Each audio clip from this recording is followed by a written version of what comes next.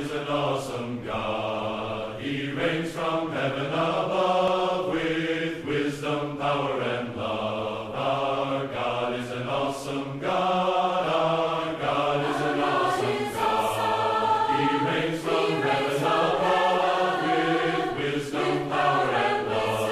Our God is an awesome God. Our God is an awesome God.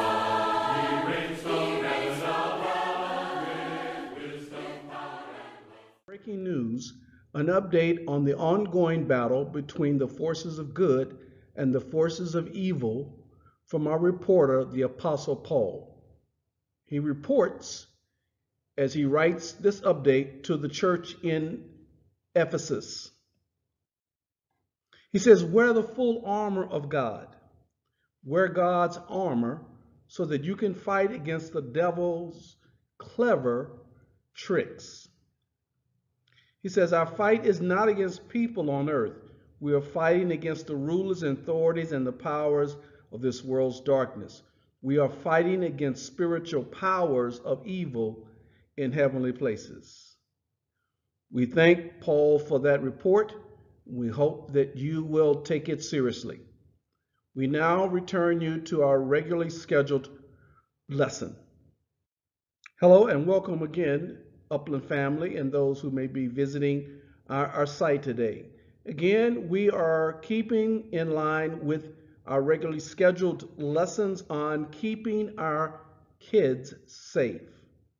And we hope that today that you will gain some insight and encouragement as we continue this ongoing battle to keep the minds and hearts of our children safe from all the dangers that Satan and the world and our flesh will bring against them. Now, we began this series on keeping our kids safe, looking at the impact of media. And we're going to look at, again, social media, the impact of television, its programming, Hollywood, the films that are produced there, and then, of course, the music, its lyrics, and all that goes with the music industry. Remember, as we look at these venues, we look at social media, as we look at television, Hollywood, and again, music, let's connect the dots. And believe me, when we connect the dots, we will see really what we are fighting against. It will help us to be mindful in keeping our kids safe. I want to encourage you again, if you have not yet looked into Focus on the Family Plugged In, please look into making this programming something you subscribe to and you look at on a weekly basis. Get the updates and reviews on both the movies, TVs, shows that are out. They will give you also reviews on music and even video games. It's a very useful resource, and I encourage all of our parents, get plugged in to what's going on in your kids' world through the Focus on the Family.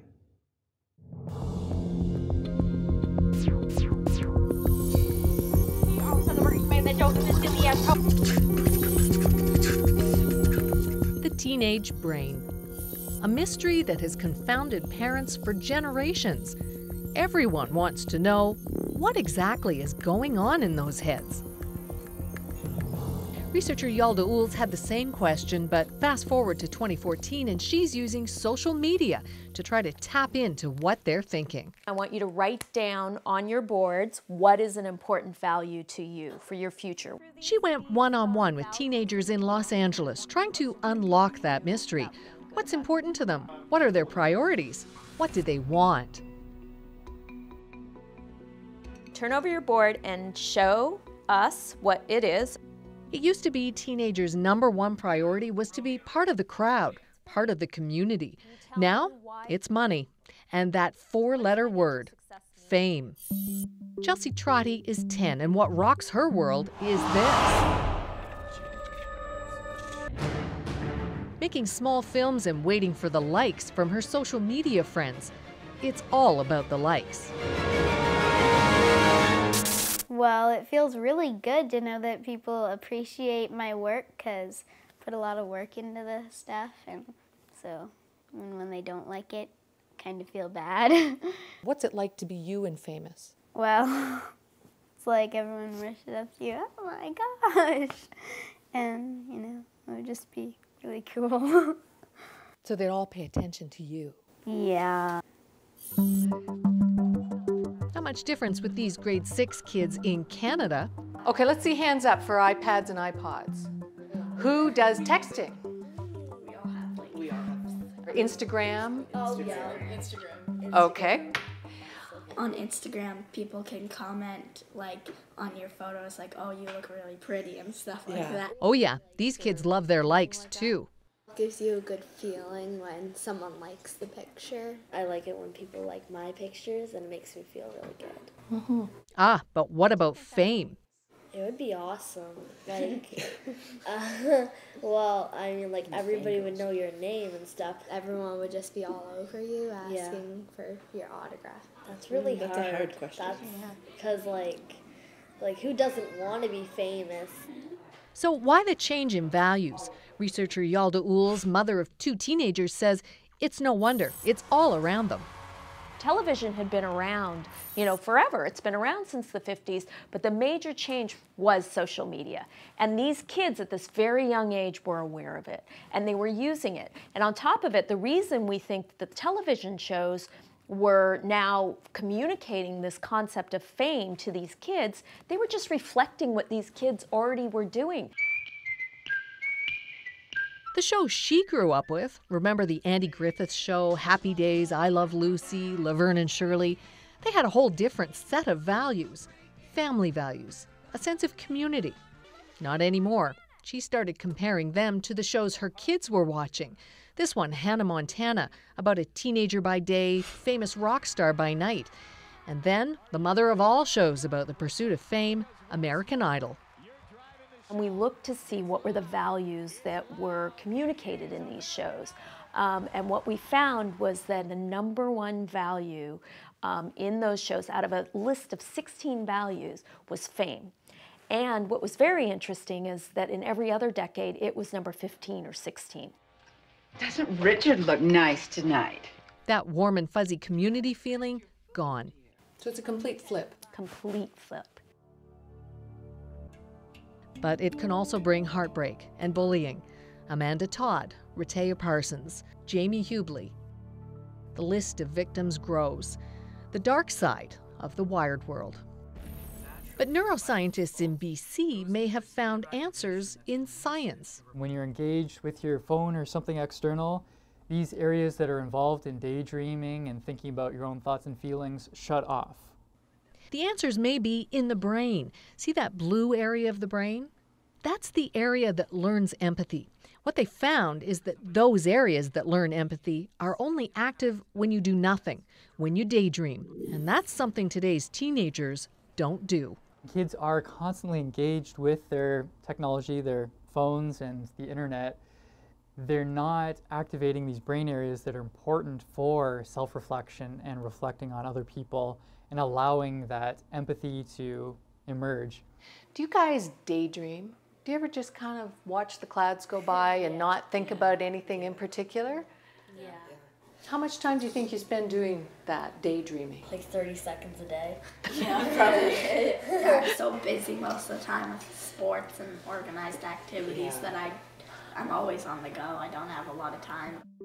And if no daydreaming means no empathy, we could be developing a generation that cares less about other people. When you're online and bullying, you don't get these cues that tell you, I need to inhibit this behavior that's having such a negative impact on another person. And therefore it makes it very easy for bullying to continue. But what worries parents and experts alike is how these fundamental changes to the way teenagers' brains are wired is going to change the way they live in their wired world. Pauline Dakin, CBC News, Los Angeles. No, I do not use Facebook. I know it as like a parent social media kind of thing. Like my grandma, my aunts are on Facebook. That was like the first thing to come out, Facebook. So like after like Instagram and all that came out, we wanted to get the newer thing.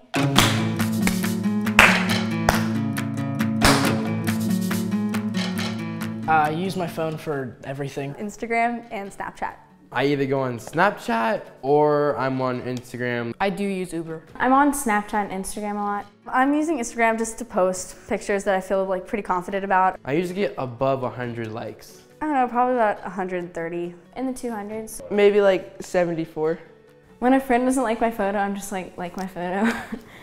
You tell them to like it? Yeah. My mom, sometimes she wants me to like go outside and like get some fresh air. They're taking away my chargers. They say that I'm gonna go crazy because I spend too much time on my phone. You're wasting your time frying your brain on that screen. Yes, I can imagine a few days like going to technology, because then I would just be outside working out and getting better at sports. I really don't think that I can imagine a world without technology.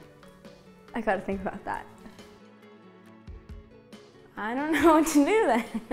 My parents are always like, yeah, when I was growing up, we had to play outside and we never had phones. But I think they were more close with their friends and family. They didn't have like an excuse to be like on their phone at the dinner table.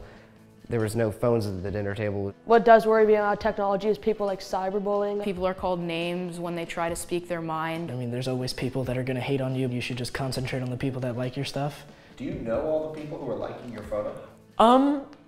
I know probably 80 to 90% of the people who are liking my photos. Before I've met somebody, I've seen their Instagrams and see how they look and see how they like kind of act and how they perceive themselves. And so without that, I really just don't know how I would see people or get to know people. This is my brief but spectacular take. And this is my brief but spectacular take. On technology. On being a teenager. On what technology means to me. And anything else you want to say? Follow me on Instagram. That was pretty easy.